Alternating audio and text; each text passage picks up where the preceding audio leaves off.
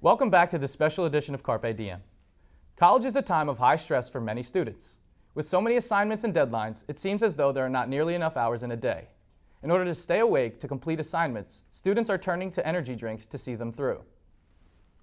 In Energy Drunk, Jeff Onorato looks into the popularity of energy drinks with Montclair students. The caffeine-packed pick-me-ups are available on campus and are used for many reasons. The dangers of drinking them have been a concern since their inception, but the demand for energy doesn't look like it's going away soon.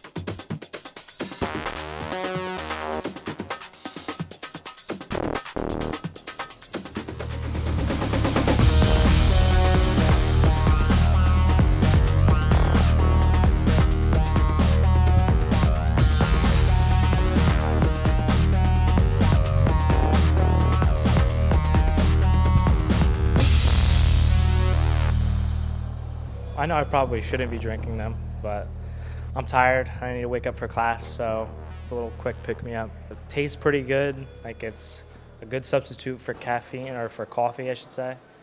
And it's available. It's widely available on campus. All energy drinks tend to have caffeine and sugar in them. Many of them have other ingredients, but the general thing is that anytime you're drinking extra sugar, that's probably not going to be the best form to get your caffeine in. Caffeine is actually healthy in moderate amounts, but past that, then we start to see side effects of caffeine. Jittery, stomach aches, it can make your heart, give you heart palpitations.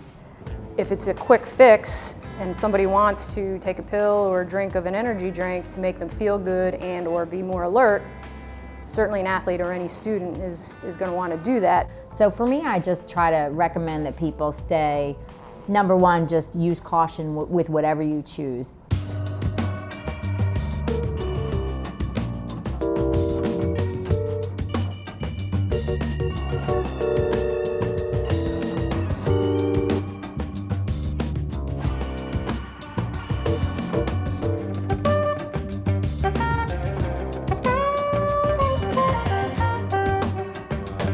First try.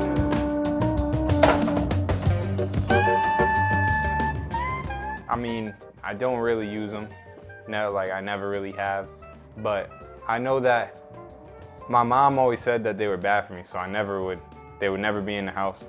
So I know, when you're running and jumping and all the things that you do as an athlete, it can't be good.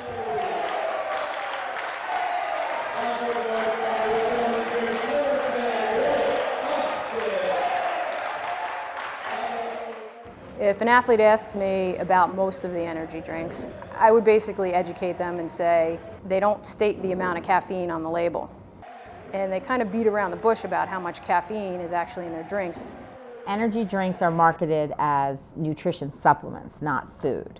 So as such, they don't have to be labeled the same way as a food does. So the supplement industry is sort of known now for its under-regulation, and there's a lot of misleading information going out there. And usually, unlike a drug, which has to be rigorously tested to be safe before it's put into the market, a supplement actually has to be proven unsafe before it is taken from the market. So in other words, it has to hurt somebody before anybody does anything about it.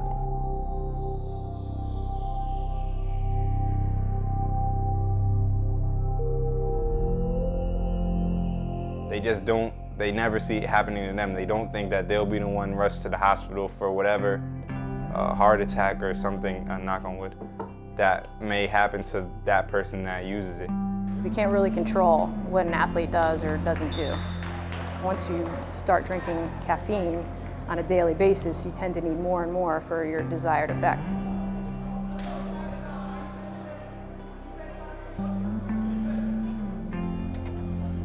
Add a medical condition in with that, and it can be disastrous.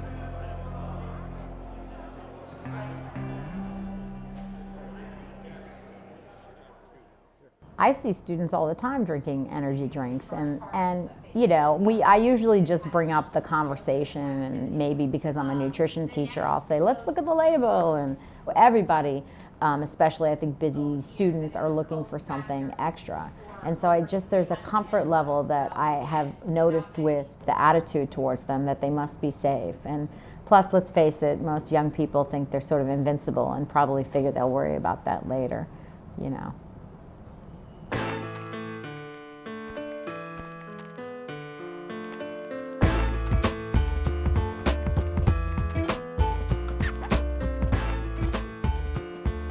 Yeah, it definitely keeps me awake for school. We just had business calc, one of the worst classes here at MSU, and this definitely just saved the day here today. So thank God we have the girls here to save our backs. Can't go wrong with a good energy drink.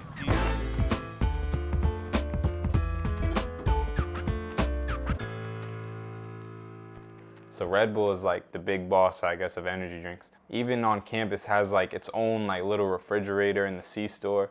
There's the Red Bull girls that drive around in their little Red Bull car and they just hand them out free all over campus. They have marketed them so effectively, put them in great packaging and upscaled the price, which almost means that you must be getting more. And they put a couple little funny ingredients that you've never heard of in there, and all of a sudden it's this special thing. I think it sends a mixed message to young athletes, because we're talking about trying to be healthy and be nutritionally sound, but at the same time, I think the bottom line with marketing a drink, it's about the money and selling a product. That's what scares me, is that we're being, you know, the children and the youth are being marketed to, and then it's just part of your life because you're used to it.